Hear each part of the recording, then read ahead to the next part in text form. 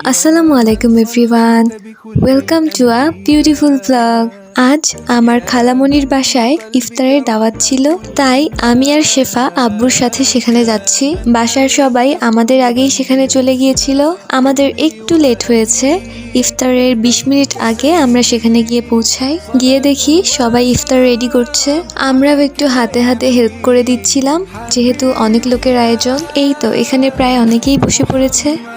High বন্ধুরা, গিয়ে দেখি আমাদের আগেই সব পিচ্চিরা এসেছে। ইফতার আইটেমে ছিল খিচুড়ি, সালাদ, ডিম এবং খেজুর, সাথে শরবতও ছিল।